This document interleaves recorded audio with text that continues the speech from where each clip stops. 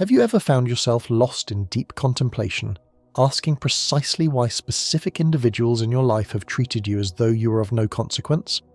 Why have they dismissed your value, belittled your efforts, or maneuvered in such a way that made you feel completely invisible? Allow me to present a concept that possesses the potential to fundamentally alter everything you previously believed you understood about human relationships. Through my extensive exploration of the human mind, I have uncovered a psychological truth of such magnitude that, once you fully grasp its implications, you will never observe human behavior through the same lens again. Consider this proposition. What if I suggested to you that the cruel manner in which people have treated you had almost nothing to do with who you actually are? What if I told you that their cruelty was, in reality, a psychological mirror reflecting something they were utterly incapable of confronting within the depths of their own souls? I ask that you remain with me, for by the conclusion of this discourse, you will not only comprehend the hidden psychology that drives mistreatment, but more importantly, you will uncover the profound reason why you attracted such dynamics into your life in the first place. It is of the utmost importance to clarify that this exploration is not, in any way, a matter of assigning fault or casting blame upon the one who suffers. Rather, this is a discourse centered on liberation.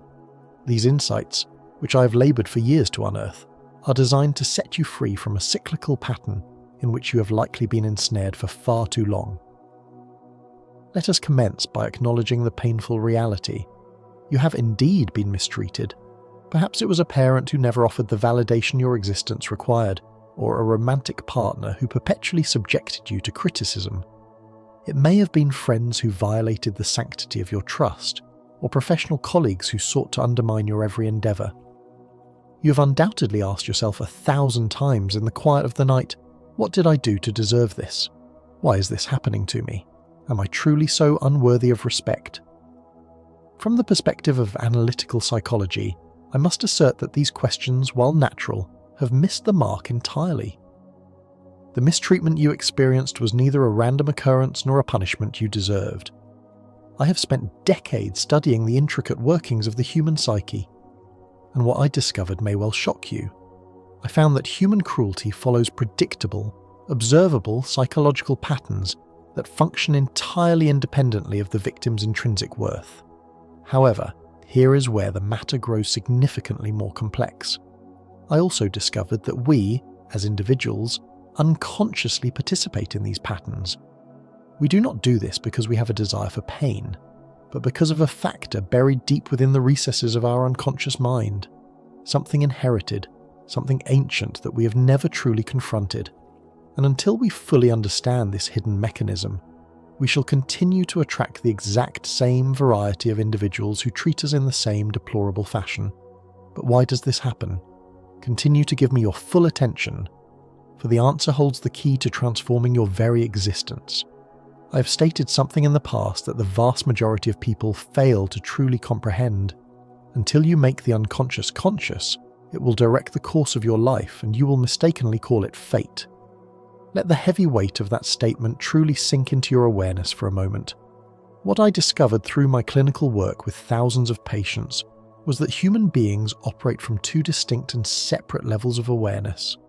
There is the conscious mind, of which we are aware in our daily waking state, and then there is the unconscious mind, which controls as much as 95% of our conduct, decisions, and reactions. The unconscious mind acts as a repository, holding everything we have repressed, denied, or refused to acknowledge about our own nature. I term this hidden reservoir the shadow. Here is the crucial point that connects this to your suffering. Your shadow does not simply rest quietly in the background of your psyche. It actively molds and sculpts your reality. It influences whom you are drawn to with a magnetic pull, whom you permit to enter your inner circle, and yes, it dictates how people treat you. In my view, the individuals who mistreated you were, in fact, responding to something invisible that you were unconsciously projecting out into the world. They were not responding to your stated aims or your conscious values, but rather to the unresolved wounds, the denied aspects of yourself and the portions of your soul you have banished into the darkness. These people were not randomly cruel. They were drawn to you, and you to them, through a psychological magnetism that neither party consciously grasped. I discovered that this entire process is completely unconscious.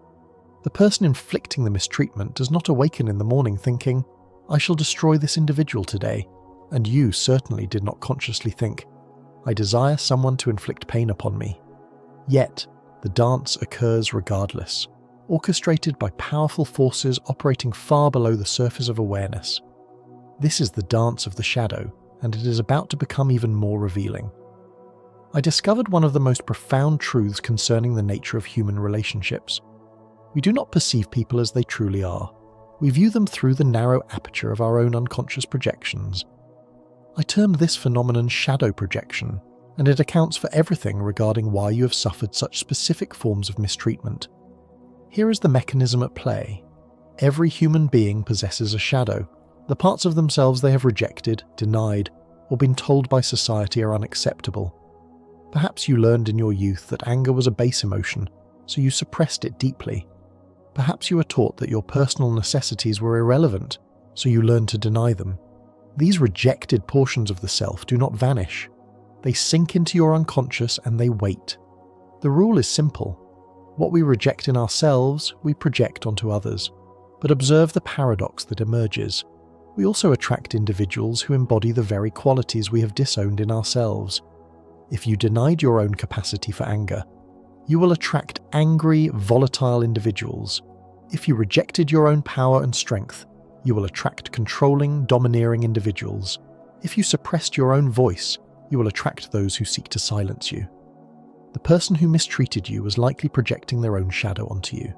They saw in you something they despised about themselves, something they could not own or accept, so they attacked it in you instead. As I have stated, this is why abusers often accuse their victims of the very things they themselves are guilty of committing. The narcissist calls you selfish. The liar calls you dishonest. The cruel person accuses you of being mean. But hold, there is a mechanism even deeper at work here, and it pertains to why you accepted such treatment for so long. Remain with me.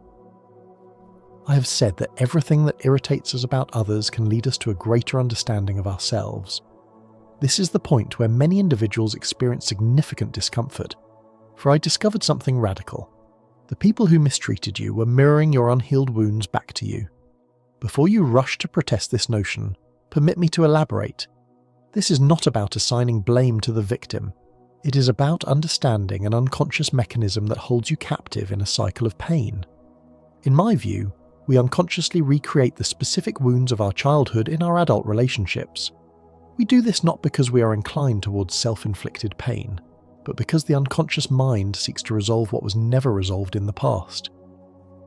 If you were raised by a parent who was emotionally absent, your unconscious mind registered that absence as this is the very essence of affection. Consequently, as an adult, you unconsciously seek out and attract emotionally unavailable partners. You do not do this consciously, of course. You likely tell yourself that you desire someone present, warm and caring. But your unconscious operates under a different program, one that insists. Find someone who feels familiar, and perhaps this time we can rectify the situation and win the love we didn't get. I discovered that this repetition compulsion is one of the most potent forces in human psychology. We are compelled to return to the scene of the crime, hoping for an altered conclusion. The woman whose mother was critical attracts critical partners. The man whose father was absent attracts companions who abandon him. The child who was neglected becomes the adult who accepts mere crumbs of affection. The people who mistreated you were not accidental occurrences in your life. They were, as I would categorize them, perfectly cast actors in a drama directed by your unconscious mind. They appeared to enact the role of the rejecting parent, the cruel authority figure, the betraying friend, whatever unhealed wound lay dormant within your being. And here is the most crucial point to digest. They will continue to appear in various guises, wearing different faces, until you heal that underlying wound. You may change your city, your profession, or your partners, but the pattern will follow you. I refer to this as fate when we are unconscious, but it becomes choice when we awaken to knowledge. The question is, are you prepared to awaken? For what follows will demonstrate the precise manner by which this liberation is accomplished. I have found that there is something even more profound than the personal unconscious at work here. I discovered what I termed the collective unconscious, a deep layer of the psyche shared by all mankind, containing universal patterns of behaviour I called archetypes. These archetypes are ancient psychological blueprints that we all inherit. The victim, the persecutor, the rescuer, the tyrant, the scapegoat. I stated that these archetypes exist in every culture throughout history because they are part of the fundamental human psychological blueprint. When an individual mistreated you, they were often enacting an archetypal role, and you were fulfilling the corresponding one. This interaction is not strictly personal, it is transpersonal. The superior at work who bullied you was embodying the tyrant archetype. The friend who betrayed you was playing out the shadow aspect of the companion archetype. The partner who abandoned you was enacting the ancient narrative of rejection that has been repeated countless times throughout human history. I discovered that until we attain consciousness of these archetypal patterns, we remain trapped within them. We unconsciously step into these roles and play them out as if reading from a script composed millennia ago. The mistreatment you experienced was not unique to your person. It was an ancient pattern being repeated through your life. But here is the aspect of empowerment. Once you recognize the archetype, you can step out of the prescribed role. You can refuse to embody the victim any longer. You can reject the position of the scapegoat. I maintained that consciousness is the essential key to breaking free from these ancient strictures, and this brings us to the most vital concept of all. I observed that most individuals traverse their entire lives wearing a mask. I called this mask the persona, the false self we present to the world in order to gain acceptance and avoid rejection. The persona is the identity you believe you must assume to function within society.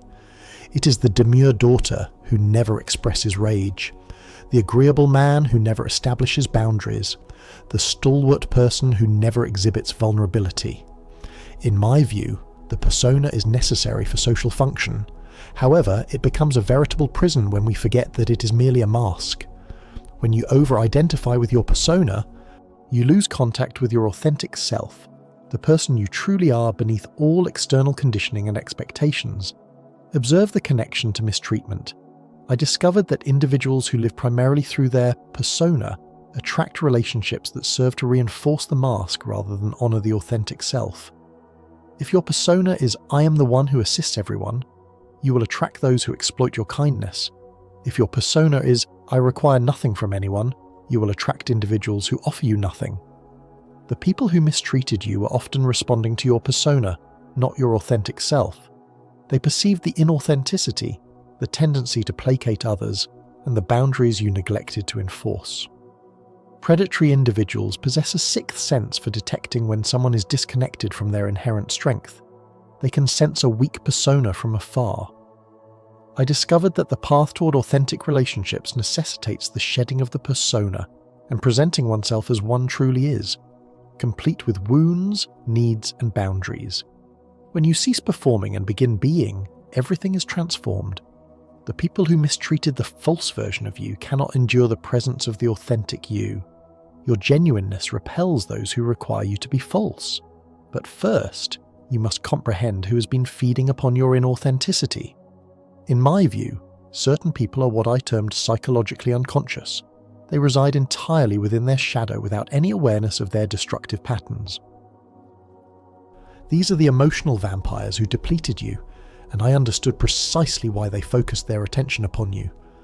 I posited that unconscious people are incapable of generating their own psychological energy. They must take it from others. They feed upon your attention, your empathy, your reactions, and your emotional responsiveness. The more conscious and empathetic you are, the more appealing you become as a source of sustenance. I discovered that those who are highly sensitive and inclined towards empathy are especially vulnerable to these unconscious predators. Why? Because the empathetic possess strong psychological energy and are frequently disconnected from their own shadow. They have suppressed their anger, their self-interest, and their very capacity for cruelty. Thus, they attract individuals who embody those exact qualities. The narcissist who abused you, the companion who exploited you, the partner who manipulated you. These people were drawn to your inner light as moths to a flame. But they were not attempting to share in your light.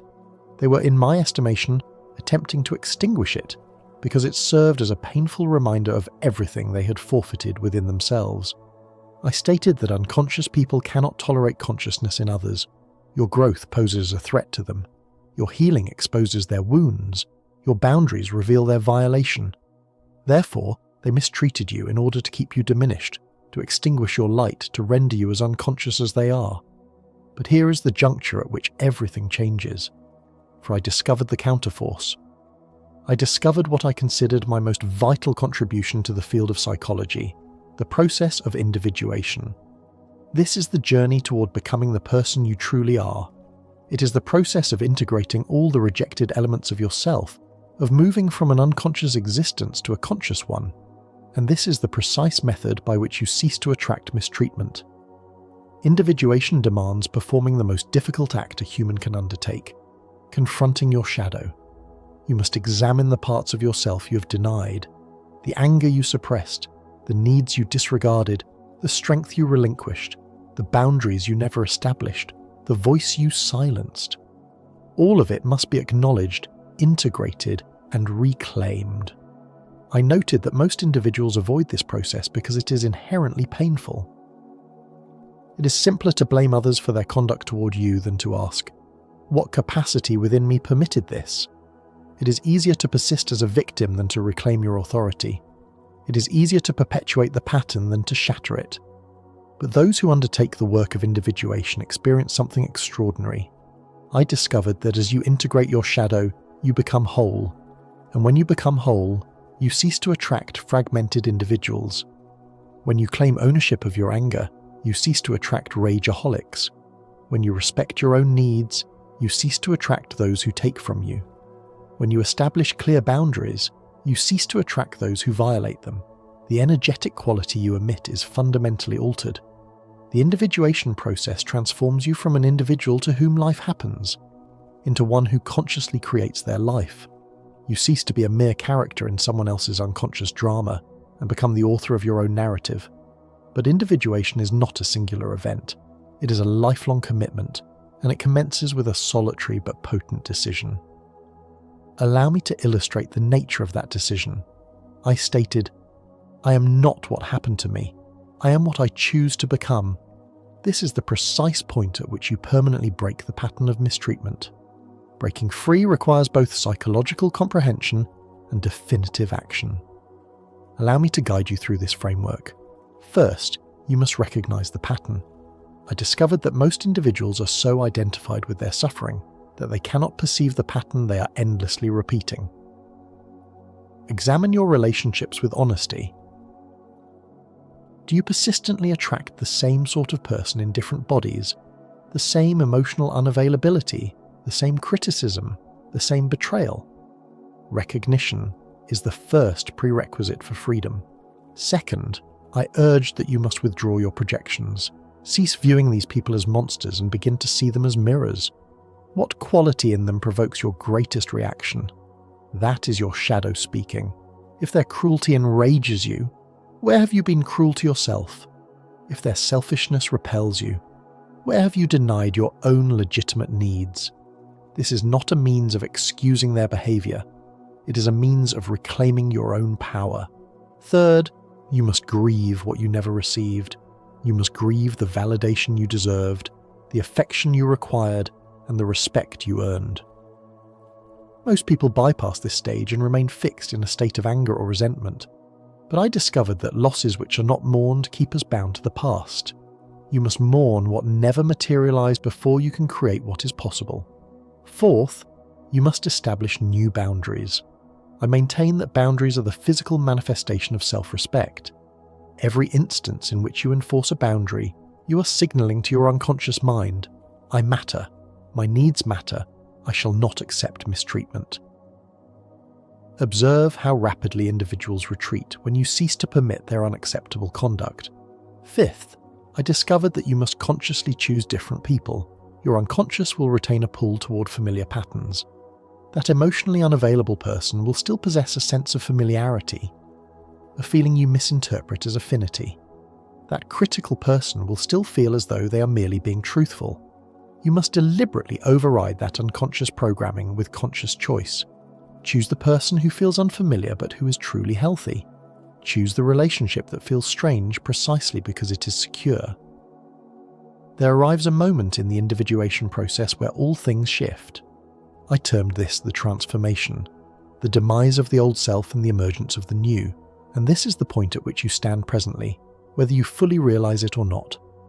I stated that transformation is not a comfortable experience.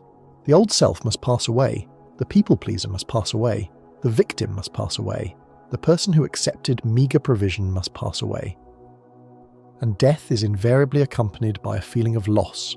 Even when that which is dying deserved to be relinquished, you will mourn the old patterns even as you surpass them. You will feel the absence of the familiar pain even as you step into an unfamiliar state of peace. I discovered that during this stage of transformation, you will be tested. The people who mistreated you may suddenly reappear, offering precisely what you once craved from them.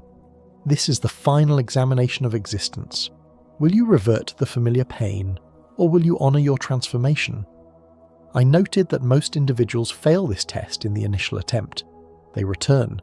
They offer another opportunity. They believe that this time the outcome will be different. But genuine transformation, I maintained, means recognising that these people have not changed. You have, and the person you are becoming no longer fits into the confines you once occupied. The old surroundings will feel too confining. The old relationships will feel suffocating. The old patterns will feel intolerable. This very discomfort is evidence of your growth. I said there is no coming to consciousness without pain. You are experiencing the pain of evolution. Embrace it. I provided the theory, but I also established practical instruments. Here are the precise steps you must take commencing this very day to ensure you never again accept mistreatment. First, I recommend that you begin a shadow journal. Each evening, record what provoked a reaction in you that day. Who annoyed you? What behaviour was bothersome? Then pose the question, what does this reveal about my own shadow? This practice builds self-awareness more swiftly than any other. As I have stated, until you make the unconscious conscious, it will direct your life. This journal serves to make the unconscious conscious. Second, I discovered the power of active imagination. Devote 15 minutes daily to quiet contemplation or meditation. Visualize yourself establishing boundaries with the individuals who mistreated you. Imagine verbalizing what you were never able to say. This serves to reprogram your unconscious mind and facilitates the setting of actual boundaries in your life. Third, you must cultivate what I termed the witness consciousness, the capacity to observe your own ingrained patterns without moral judgment. When you feel that old compulsion towards someone who is detrimental to your well-being, pause. Observe that compulsion. Say to yourself, that is my wounded inner child seeking what is familiar, but I am now the conscious adult, and I shall choose differently. Fourth, I stated you must find your individuation community. Seek out individuals who are also committed to the work of becoming conscious. You cannot achieve wholeness in isolation, nor can you heal in the presence of those who desire you to remain diminished. Seek out wise counselors, therapeutic groups, spiritual fellowships, or companions who are committed to growth. These people will reflect your light back to you rather than attempting to extinguish it. Fifth, I discovered that you must engage with your dreams. Your unconscious mind communicates with you each night through symbols and metaphors. Maintain a journal of your dreams. Take note of themes that recur. Your dreams are revealing what remains unhealed, what is prepared to be integrated, and what is attempting to emerge into your conscious life. Sixth, practice radical self-honesty. In my estimation, self-deception is the most significant impediment to individuation. Cease lying to yourself regarding why you tolerate mistreatment. Stop making excuses for individuals who show you exactly who they are. The truth will ultimately liberate you, but it will first necessitate that you become uncomfortable. I dedicated my entire life to studying one central inquiry. How do we become the individuals we truly are? And what I discovered was this. We become ourselves by integrating every facet we have rejected, by confronting everything we have evaded, and by claiming ownership of everything we have projected onto others. The people who mistreated you were, in a certain sense, your most profound instructors. Not because they were virtuous or kind, but because they showed you precisely where the need for healing still resides within you. They revealed your wounds, your patterns, and your unconscious programming, and now that you possess the vision to see it, it cannot be unseen. In my view, there are two sorts of people in this world: those who are lived by the unconscious, and those who live consciously.